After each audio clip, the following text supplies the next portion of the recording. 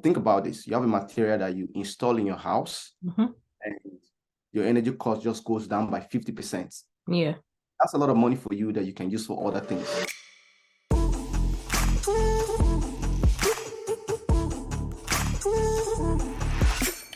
Welcome to the Sustainability Nugget podcast. I am Rarasu Maraibi.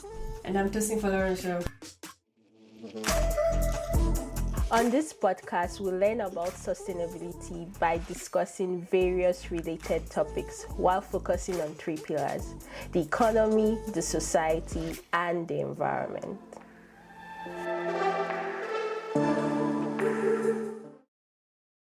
Hello guys, welcome back to the Sustainability Nuggets podcast. Today we're going to be learning about what I believe is the world's lightest solid. It's called aerogels. So we're going to be learning about this material and how its use can help reduce carbon emissions, thereby playing a great role in the transition to a sustainable future. And in order to help us understand this material and technology, we have our guest today, Friday. Welcome to the pod, Friday. Thank you, Raswe. Thank you for having me here. And you're doing great and wonderful stuff in the space of sustainability. I've gone through your space, your YouTube channel, and I see you're doing great stuff. Please keep up the good work. Thank you. I'm just going to introduce myself. Yeah, I'm a definitely. PhD at Tufts University, where I study mechanical engineering. And that's where I've been doing research related to aerogels for the past 5 years. And I also work as a senior thermal systems engineer at Tesla, where I kind of if you think about my expertise in that space is to develop thermal systems analysis for the factory equipment and to ensure that we are able to manufacture batteries as quickly as possible to get as many Tesla cars on the road so we can accelerate transmission to sustainability through transportation. That's kind of what's the goal for everything I do at Tesla is, I'm passionate about sustainability at Tesla, and also for my research, that's a goal about that. Can you explain what aerogels are? There's some people that have never heard of this word before. So can you explain in a layman's term, what is aerogel? So in a layman term, without showing you a picture of what aerogel is a solid material, solid block that is made up of 99% air. Now, when I mean air, air, not oxygen, not my hair. Now, think about a solid block that is made of just air, 99% of it. That means that block is going to be extremely light. Yes. It's going to be a lightweight material, right? Now, if I want to talk about this for people who understand a little bit about science, the block is made up of porous, mesoporous materials like skeleton, and the air is trapped in the pores of that skeleton. That's really what happens there. So you have a mesoporous solid and air is trapped in that skeleton. That's this simplistic way to introduce that to our listeners, what aerogels is like. Okay. Light, solid piece of block. Yeah, so since we don't have aerogels here, I'll be leaving a picture of aerogels. And so, I was just searching through the internet and all, and I saw a video of aerogel, and it's literally like ghost, ghost in movies and all, that's how it looks like, I know. But I was listening to one video, and Neil deGrasse Tyson, and he was talking about how what you just said, but they literally removed all of the moisture and just materials remain. So yeah, can you kind of just explain how it's made? Good. Good. We're going to get to that. Now, in terms of making aerogels, it usually starts from this chemistry. Alcohol, you have TMOS, and you have sodium chloride, depending on the volume. You mix these together to form something called a jello. I think everybody knows what a jello is. It's it's solid. Now, that semi-solid contains ethanol. So it depends. People use ethanol. Some people use IPA, isopropanol, as a base. So in our case, in my lab, what we do is we use ethanol to make silica aerogels. Now, when you make this jello, you want to extract some of the impurities. And the impurities are some of the catalysts that we use in making the jello, like sodium chloride, hydrochloric acid, and water. You want to extract it. Now, the process of doing that is called aging. So after making the jello, you cast that jello in a mold and you transfer that mold into an aging bath. So the aging bath takes it depends. It can take 6 to 24 hours. And basically what you do during that process is you extract the entire impurities, the water, sodium chloride, and you replace it with ethanol. Now, at this stage, the pores of the gel is filled with liquid ethanol. Okay. Now, there are different methods of drying gels. There is the ambient drying, like where you just bring the solid piece out of the aging baths and leave it at the atmosphere and allow it to dry. Okay. Or freeze drying and also supercritical drying. Now, what are the differences between these three different methods? Now, if you ambient dry a gel, you are not going to have aerogel. Okay. Before you go deeper, why are you drying? I thought you said you've removed all of, so are you drying after you've removed all of the impurities and added ethanol? Is that it? So, no, now the first stage is the chemistry. Okay. Chemistry is where you mix ethanol, TMOS. TMOS is usually used in semiconductor industry as well.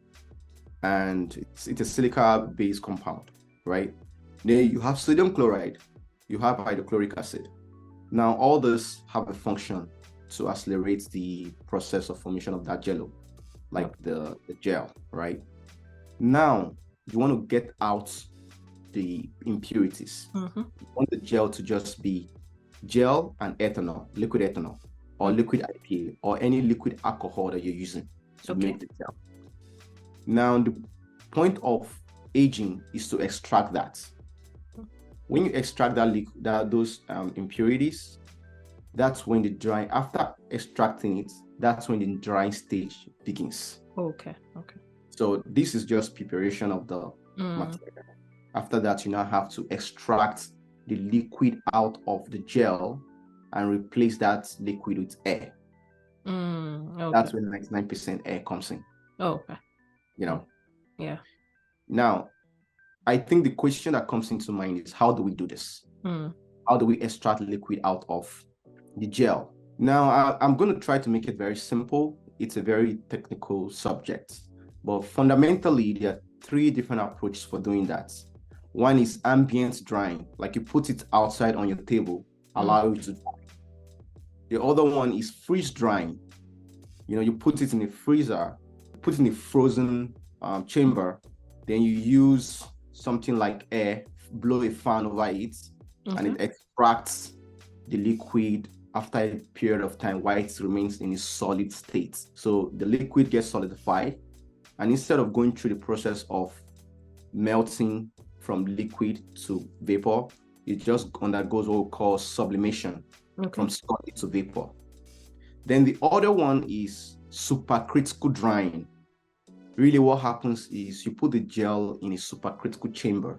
You pressurize the chamber and heat it up to be above the supercritical temperature and pressure of the ethanol or the IPA and the gas you want to use to extract the liquid. The point in all this phase is you want to avoid transition from liquid to vapor, and because that damages the structure of the gel. So that's why ambient drying will not really give you a solid piece of block, because the structure gets damaged. Situation, the liquid just transitions to vapor, and it collapses the structure of the gel. So the best way is the supercritical? Yeah, it's more expensive, but it tends to preserve the structural integrity of the gel. Okay. So I know we've been talking about how it's made and all, but why is it even important? What is it used for? What are the applications? That's a very good question. Now, if you know anything about physics, you know that the thermal conductivity of air is very low. Now, think about a block, a material, a solid piece of material containing air. It means the thermal conductivity of the material is going to be about equivalent to that of air, right? Yeah. And it's also going to be lightweight. Yes. But there's also an additional thing about aerogel that I need to mention. When you think about the physics, aerogels have even lower thermal conductivity than air. Why? This is because of something called the Newton effect. Essentially, aerogels are made up of pores, like over 1 million pores, right? And the air is trapped in those pores. And those pores restrict the movement of air, restrict collision of air molecules.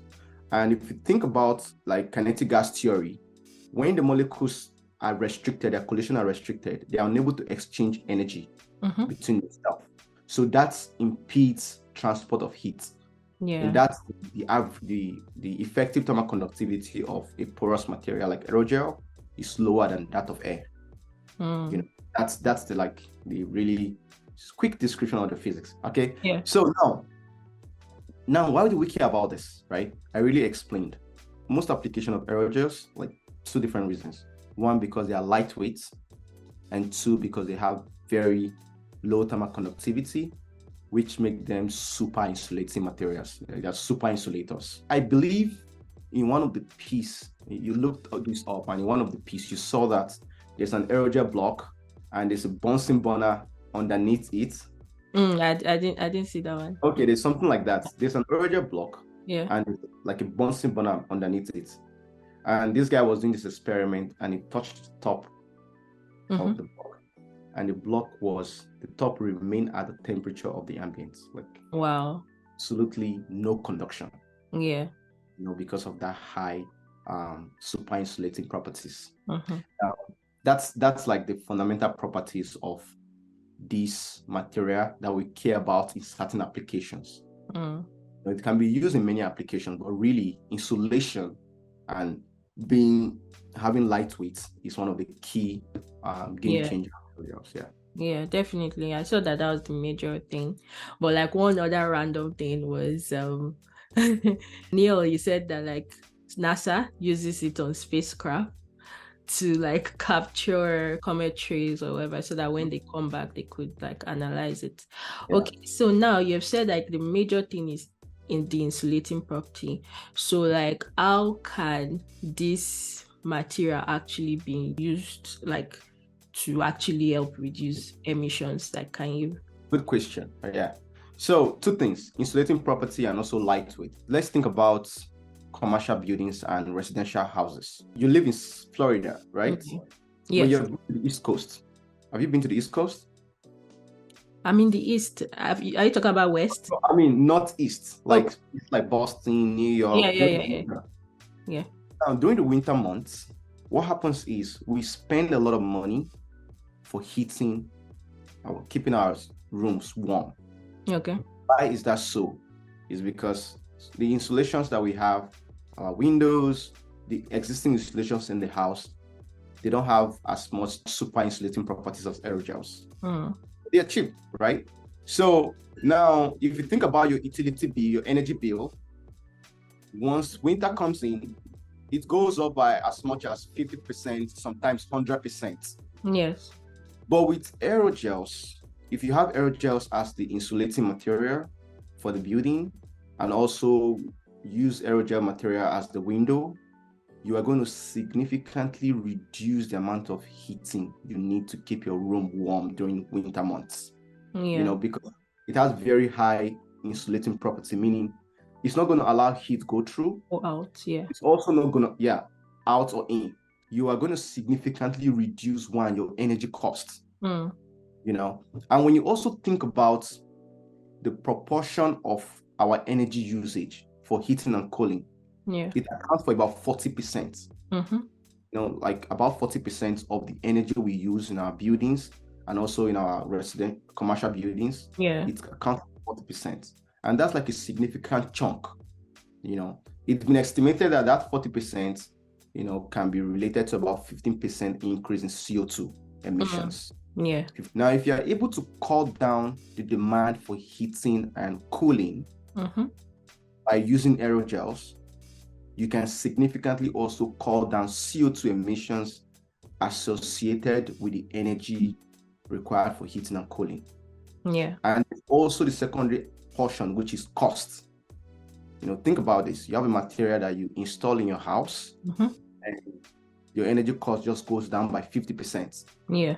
That's a lot of money for you that you can use for other things, especially people in vulnerable communities. And I say this because studies have shown that during winter months, minority and people who are like low on the socio-economic status, they tend to reach a compromise of, should I buy food or should I pay for heating? Yeah. Like to buy that, it's a terrible dilemma where somebody's thinking about food or heating. The trade-off. So with aerogel, we can eliminate that problem. Yeah. So you were talking more of heating, but does this not also apply for cooling? Like it also applies for cooling. Like in Florida right now, my bills are. It also applies for cooling because you use air condition, right? To keep it cool. Yeah. Think about this. Where is the heat coming from? Outside. If you have aerogels, what's going to happen? Yeah, it's going to prevent heat from coming into your building. So now your room is like cool. Yeah. So it's two-pronged, heating and as well cooling. Yeah. This applies for all insulation, but like I really want to think about it like in a pictorial form. Like, can an existing building now add aerogel into the building, or is this something that's supposed to like be like mixed in the building material before built? So good. They are like in Boston, at least. Many of the houses, they have like insulation. They have insulation in between the walls. So now these buildings have already been built. Hard to like retrofit. Yeah. But one thing also that you can do is you can replace your windows. A significant portion, I won't say most, significant portion of heat that is being lost from your room or that is being gained into your room comes from the windows. Okay. So if you replace those, aerogels are also transparent. If you can replace you're actually saying the entire window, not like the edge, like the glass. Entire window, yeah. So there's a company that my lab works with in Boston. Because of the nature of my research, I work with the largest manufacturer of aerogels in the US, Aspen Aerogels, Aerogel Tech, and we are also in collaboration with Aerogel Shield as well. AeroShield, they make glass, they make windows based off transparent aerogel material. So that means with the fact that they already established companies like this, and also there are real life examples of how much energy cut this has. It's, like you said, up to like 50%, right? Yeah. So, but like, let's now talk about the challenges. If this material is so good, and why is everybody not using it? Yeah, there's no free lunch. That's because there's no free lunch. Okay. Not even free count, right? Yeah, but like, if it will save us all of this money, I know, why are people not just... So the key limitation with aerogel is not the chemistry, it's not the science, it's not the physics. The key limitation is cost. And that limitation the key driver of that limitation is manufacturing costs. Yeah. At the moment, because of the delicate nature of aerogel, the pulse, you have to manufacture these using specialized equipment like supercritical drying. They are capital intensive. They consume a lot of energy because it takes a while to dry these gels. You don't just put it in the rig in a piece of equipment and it dries in an hour. Sometimes it takes 24 hours, and that costs a lot of money. And there are kind of limitations in terms of understanding process parameters, how to optimally design this system to reduce manufacturing costs. Okay. So now the manufacturing cost is high. It makes the aerogel material expensive as well. Okay. Think about this. I can tell you that I have a piece of aerogel. It's going to save you $30 a month for a year, $300. But that piece of aerogel is like $500, or maybe $1,000. You're going to think about the trade-offs. Now you care about sustainability, but you're also thinking about trade-offs. Like, I'm spending a lot of money to get this material, and what benefit am I getting? Yeah, so the return on investment, or let's say payback in terms of years, is high. It's high, and that's because of the manufacturing cost. But there's going to be progress, and I'm saying this because if you think about EV, electric vehicles, the batteries, initially it was as high as $1,000 per kilowatt for a cell. Now, with innovations and also advances in manufacturing, the price has gone down to, I think, $150 per kilowatt. You can see how much decrease that is. And that has also increased adoption of, EVs. Yeah. That's why you see Tesla can afford to make electric vehicles that are as cheap as $26,000, $29,000, So there are a lot of EVs within that range of cost because of the innovation, manufacturing, and advances in that space. In my lab, we came up with a technology that can accelerate drying of aerogels 4 times the previous method, the existing industrial method. Now, what I mean is, if it takes 24 hours to dry a piece of aerogel, using technology we came up with, that's going to be about 6 hours. Now, that's a game changer. Yeah. Because now you spend a short time in production, you spend less amount producing a piece of aerogel, and it can reduce the cost, and people who are willing to accept, you're able to run your company without running at a loss, and people are able to buy this material to replace in their homes. Yeah. And do you think economics of scale will also make this better? Like if it's larger quantity? Economics of scale will also make this better. There's a lot of interest. In the end, it's like money. If people decide to put money into this, we can do more research to advance the manufacturing process. Yeah. And these industries can expand as well. And that's also going to drive down costs. So I was saying right now, do you know roughly in the market, what's the payback period?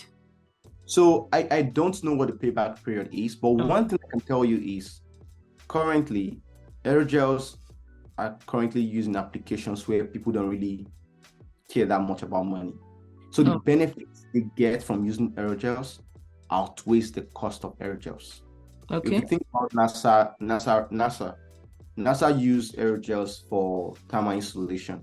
Why is that so? One, aerogels have lightweight. Yeah. So the overall weight of your craft is going to be low.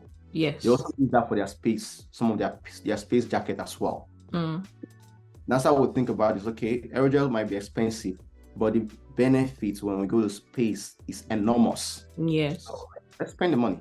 Even the airline industry, they're also interested in this. Yeah. Replace many of the plastic you have inside the cabin with aerogels. When they do that, they can reduce the overall weight. And that reduces the fuel, right? Exactly. Yeah. Reduce the fuel by 10%, reduce by 3 to 5%, reduce fuel cost by 10%. Reduce emission, and that's also big money for aerospace industry. And it can also reduce the cost of flights. That's another really big. I know we're talking about insulation, but I know. Okay, so this is why, because I wanted to ask you, okay, lightweight. So what? But this is where the lightweight. Yeah, this is where it comes in. Yeah. Yeah, awesome. So from what I can hear now, it's being used heavily in industries that need them, like the aircraft. NASA is not widely adopted in residential yet because of the cost, right? So what are some future breakthroughs in this material you anticipate? Aerogels have been there for over 60 years now. So I will see the future breakthrough, which is kind of related to what I've done in my lab, is being able to understand what is really going on when we are making this gel, when we are drying this gel. Now, the knowledge gap prior to my study on drying of aerogels, the knowledge gap has been significant. Yeah. One, we don't know how long it takes to dry the gel. Imagine you just put a piece of block and you dry it for too long, and it takes you too much money because we don't know precisely when to stop. Yes. Right? So, and also there are different portions during the drying process. There's the portion where we call pressurization, and there's a portion where we call you now start extraction. Now all this portion costs significant chunk of the energy or the cost in manufacturing, but the pressurization step requires the least manufacturing costs in the process, because at this point in time, you're not flushing out CO2 when you're not doing anything. Now, with a good understanding of what happens in that pressurization process, you can really optimize drying and reduce time. Then with also a good model, experimental and numerical model, you can precisely tell for maybe a 5 centimeter thick gel, how long that is going to take to dry. Yeah. So now you're not running your equipment based on heuristic, guess and check. Like, you really know that after 3 hours, we stop this rig, and it saves you money. So that's like the major breakthrough that has happened now, and that came up as an offshoot from my research. Like, my research was able to account for about 40% extraction of aerogels during the pressurization step, and it's also, through my research, you're able to now predict much accurately how long it takes to dry a certain millimeter thick gel. Now, the change that is going to happen in the industry with that is we now have better information in terms of what process parameters, like what pressure, what flow rate, what temperature should we be running at to ensure that we're able to dry faster. I also measure density of the mixture. That's another portion, but let me just mention that. Now, why is it important to measure the density of the mixture leaving the apparatus? You can use that information to tell when to stop drying the gel. And how do you do that? The density gives you, from the density, you can get the mass fraction of ethanol. Now, when the mass fraction of ethanol in the rig becomes 0.001, you know that, okay, this is the time to stop because you have extracted all the ethanol, all 99.9% of the ethanol, right? And you stop the rig. So that's really significant in terms of metrology. Okay, awesome. But I would also like to know, like, of course, you guys are creating aerogels. There are all of these applications, but what are like competing materials in this space? Like that the same thing. The competing materials are like the current existing installation. Oh, okay. Yeah. They're cheaper than aerogels. They are like, I think they're like 5 or 10x cheaper. Yeah. But in the long run, they are not that beneficial, because think about this. They are 10 times cheaper, but you still pay a lot of money for energy. Yeah. And when you really care about the environment, you are not able to reduce the amount of CO2 when you have these installations. Secondly, they are not lightweight. They are kind of like dense material. So those are the competitors. Unfortunately, now global insulation economy is like $60 billion. Aerogels only account for about $1 billion. Wow. Less than that. So it's still a small portion of it, but we're getting there. Yeah. And also, like, are you guys, or when I say you guys in the industry, are they also considering like the emission impact, like the greenhouse gas impact of these aerogels that's being produced? That's a very good question, because it's a chicken and egg scenario. Yeah. When you think about it, you make aerogels, you use energy from the grid. Energy from the grid is made from what? Maybe fossil fuel. Yeah. And you see that to make aerogels, you are emitting certain fraction of CO2. Yes. Now it becomes like, what is the net effect? Yes. We emit maybe 5%, but if you use our aerogels, we trap 15%. So in the end, it's like, okay, minus 10%, and that's significant. I don't have a good number.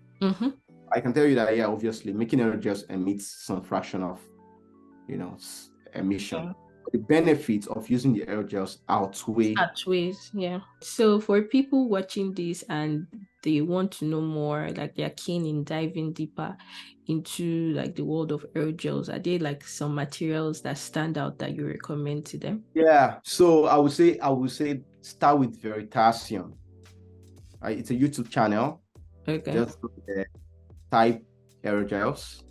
Then, Veritasium, this guy does a very good job in explaining what aerogel is, and that will like give you a general overview of what it is.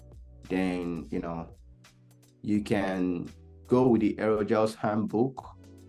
I think you only want to do this if you really want to do research in that space. Yeah. But if you're really curious, go watch Veritasium. He has 2-3 videos on aerogels. I'll leave the exact name in the description so that in case you guys are interested, you can actually go directly there. So yeah, thank you very much, Friday, for really teaching us about aerogels. Like, yeah, I learned a lot. In my head, I'm even thinking of like other, not just aircraft, even like vehicles, I don't know, like transport vehicles, right?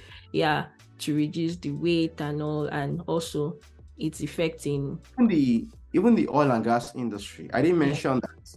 Now, a significant portion, when you want to drill those heavy pipes, you usually have to be insulated because of the heat being generated from as you drill, right? As you pump. But the truth is that we don't want this. Okay, anyways. So now, like this, we don't want it, but this is what we do. And that process consumes a lot of CO2, right? Yeah. Because those pipes are heavy. Yes. Now, when you use aerogels as insulation, you make it lightweight. Yeah. Now, we want to, for the meantime, we can say 0 to oil and gas now. Yes, but we can. We can see that we can try to make that process sustainable. Better. True. Yeah. Definitely.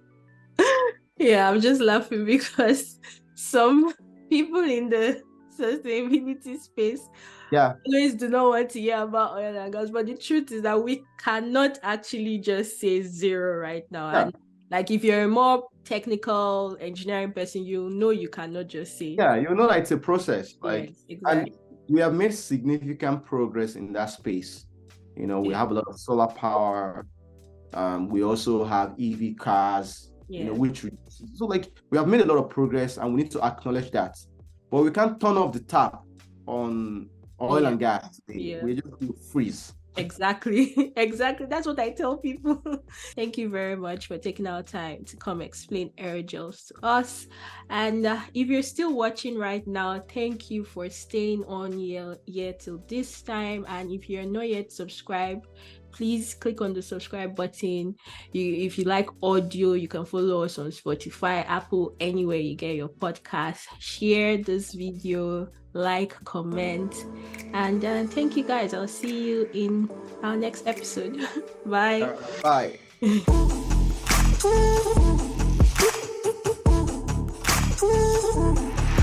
Thanks so much for listening to the Sustainability Nuggets podcast. I am Rarsu Maribi. And I am Tosin Abolorunke. If you enjoy this podcast, please leave a rating and review on wherever you listen to your podcast. You can also show your support by signing up for a small donation to help sustain future episodes. You can find all relevant links in the description. See you in our next episode.